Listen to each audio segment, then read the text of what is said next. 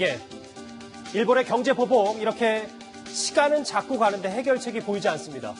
어제 문재인 대통령이 일본의 수출 규제 철회와 협의를 요구했었는데 일본 정부가 오늘 그럴 생각이 없다며 사실상 거부했습니다. 이현정 의원님, 네. 이 얘기는 일본의 우리의 강제징용 관련된 입장이 바뀌지 않으면 저 보복 또한 철회할 생각이 없다는 얘기로 들리는데요. 그렇습니다. 어제 이제 문재인 대통령이 이제 수석 보좌관 회의에서 어떤 피해가 있을 경우 정면 대응하겠다. 또 일본의 조치를 철회해달라라고 이야기를 했지만 일본은 즉각 이 문제를 거절했습니다. 사실 일본이 이번 조치 같은 경우는 이게 바로 뭐 어떤 즉흥적으로 나온 조치가 아닙니다. 이미 오래전부터 준비되어 왔던 것이고 특히 또 이번에 품목으로 선정한 3가지 같은 경우도 정말 어떤 면에서 보면 우리 업체, 반도체 업계가 정말 타격을 입을 만한 아주 3가지 품목을 이제 정해서 한 것이거든요. 그렇기 때문에 저는 이건 뭐 단시간 내에 그러니까 어떤 일본이 그냥 한번 했다가 말 그런 조치로 보지 않습니다. 그리고 7월 21일 날 지금 참의원 선거의 어떤 용이라고도 이야기를 하는데 저는 참의원 선거 끝나더라도 아마 이런 조치는 거둬들이지 않을 것 같아요. 지금 우리가 미국이 중국의 화웨이에 대해서 지금 굉장히 압박을 하고 있지 않습니까? 저는 아마 이 아베 같은 경우도 실제로 이번에 사태를 보면서 특히 한국에 대해서 여러 가지 어떤 조치를 취하는 게 비슷한 면들도 또 있는 것 같아요. 그렇다고 한다면 저는 이 일본의 조치가 간단치 않은 조치다. 그것에 대해서는 좀 우리가 단순히 어떤 일본과 이런 하나의 어떤 이야기로 회복될 수 있는 조치가 아니다는 것을 좀 인식을 했으면 좋겠습니다. 보복 철회할 생각 없다 선을 확실히 걷어요, 오늘 오전에.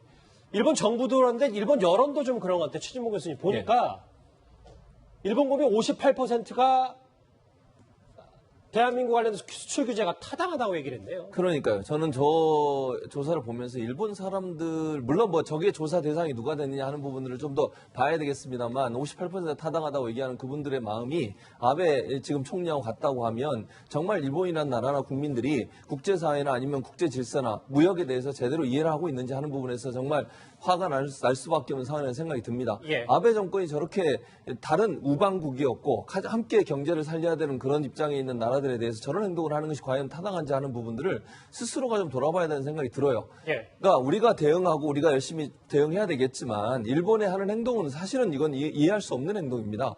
그런 행동들을 본인들의 정치적 이해관계든 아니면 본인이 갖고 있는 어떤 뭐 지금의 현재 정치적 상황이나 이런 부분들이 고려가 돼서 저는 행동들을 하는 것이 과연 우방으로 지금까지 우리와 한국 간의 관계 속에 있었던 부분들을 저렇게 할 수 있는지 하는 부분은 좀 화가 나는 부분이고요. 예. 일본 국민들이 저렇게 뭐 타당하다고 얘기하시면 58%이긴 하지만 그럼에도 불구하고 아베 총리의 지지율이 일정은 좀 떨어지는 부분도 있긴 해요. 예. 그래서 우리는 저렇게 일본 사람들이나 아니면 일본 아베 총리처럼 저렇게 대응하면 안 된다고 생각을 하고요. 차분하게 대응하면서 우리가 정말 대통령도 어제 얘기했잖아요. 우리 기업들이 실제적으로 피해를 당하면 우리도 보복을 하지 않을 수가 없다. 보복이라는 표현은 제가 한 표현이고요. 어쨌든 대응하지 않을 수 없다라는 얘기를 한 걸 보면 우리 정부 입장에서는 정말 냉정하게 접근해서 문제를 해결하려는 입장을 취하는 건데 그런 방식으로 접근하는 것이 맞다고 생각을 합니다.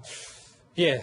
그런데 이럴 때일수록 정부와 정치권의 신속한 대응도 중요할 텐데 여야가 오늘도 구체적인 대응 방식을 두고 이견을 보였습니다. 관련 목소리 들어보시죠. 어제 자유한국당의 긴급 대책회의도 귀를 의심하기는 마찬가지였습니다. 시종일관 정부만을 성토했습니다. 우리 기업들에게 피해가 막대하게 되었는데 힘을 보태지는 못할 망정 뒤에서 발을 걸어서야 되겠습니까? 백태클이 심해도 너무 심합니다. 쌍방이 경제보복을 하는 이런 행위가 아니기 때문에 일방적으로 일본에 의해서 저질러져 전쟁을 유발하는 침략이죠. 야당도 대책위를 빨리 만들어야 됩니다. 네.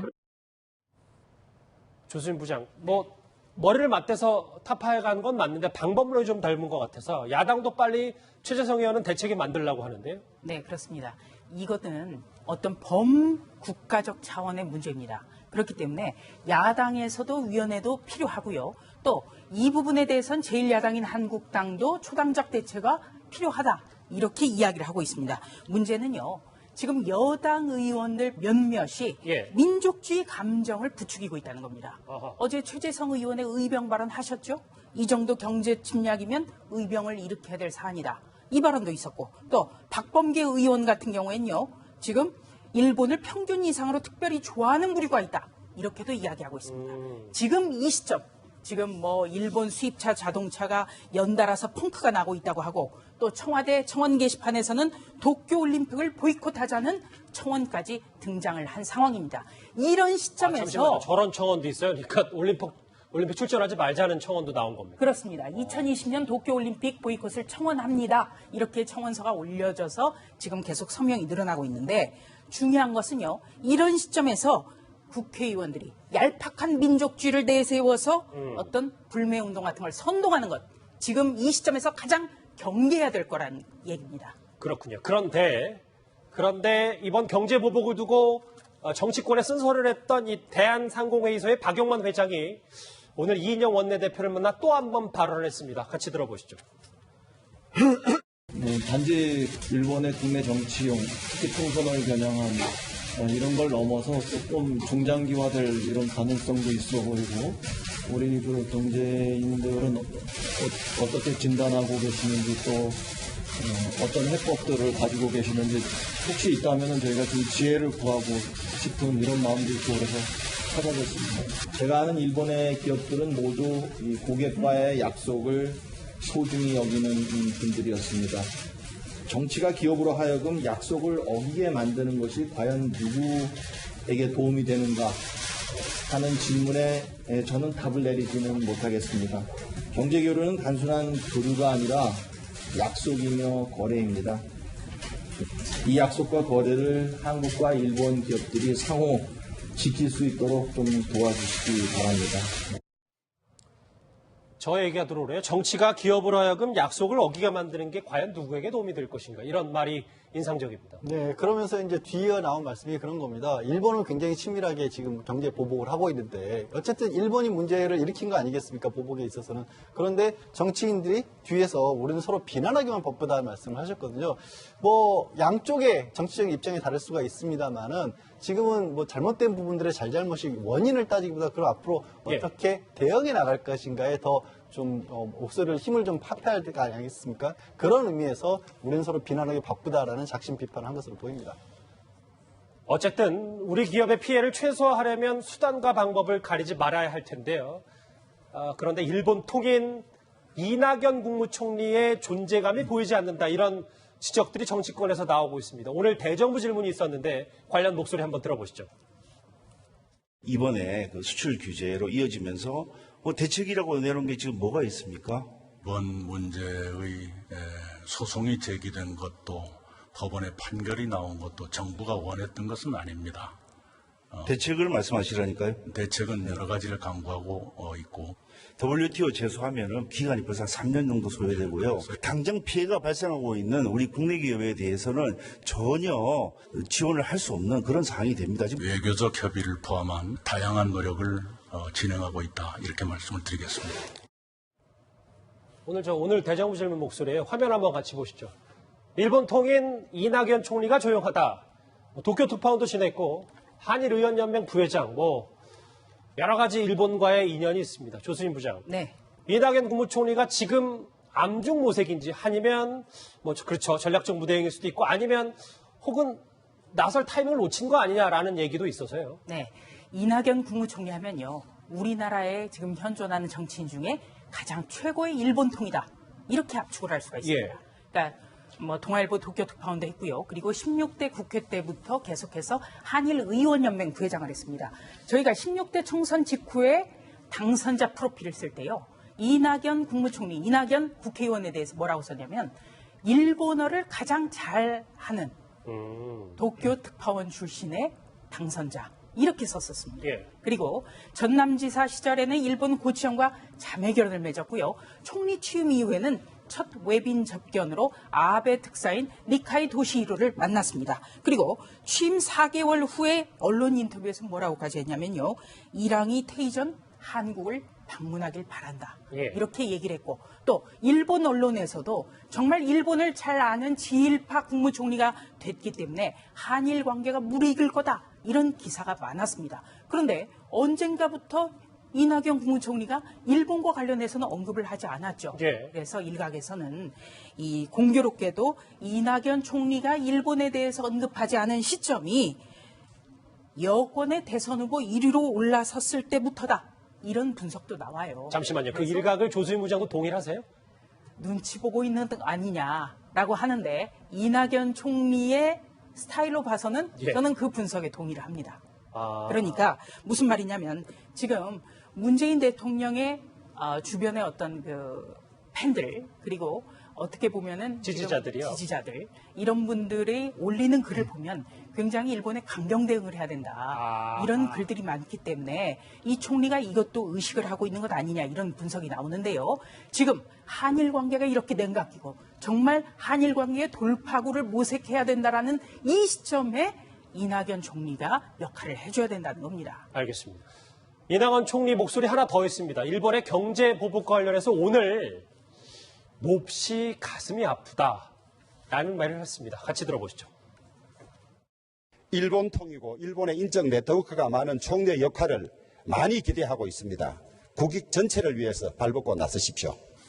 제가 30년 가까이 나름대로는 한일 관계 개선을 위해서 노력해왔습니다만 이런 국면이 돼서 몹시 가슴 아프고 제 인생에 대해서도 많은 생각을 하게 됩니다. 그러나 한일 관계 개선을 위한 저의 노력은 결국 포기할 수 없다. 이현정 의원님, 네. 제가 좀 욕심이 과한 건지 모르겠습니다만 30년 가까이 한일 관계 개선을 위해서 노력했고 본인도 가슴이 아프다고 했지만 뾰족한 해결책을 제시하기에는 아직 조금 여유가 없는 걸까요?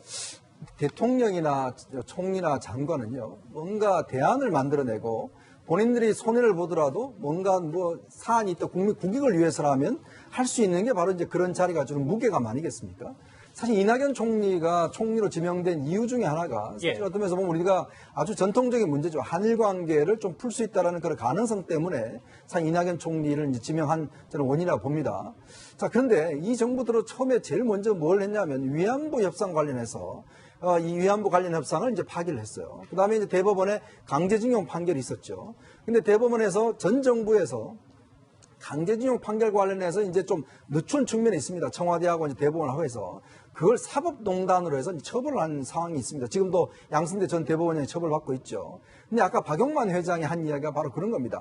우리가 이 협정이 좋건 나쁘건 어떤 면에서 보면 국가 간의 약속이거든요. 근데 약속을 어떤 일방이 파기했을 때 그 가지고 올 수 있는 후유증은 엄청나게 큰 겁니다. 자, 그걸 예를 들어서 정부가 판단하고 대응책을 만들어야 되는 게 정부의 역할이거든요.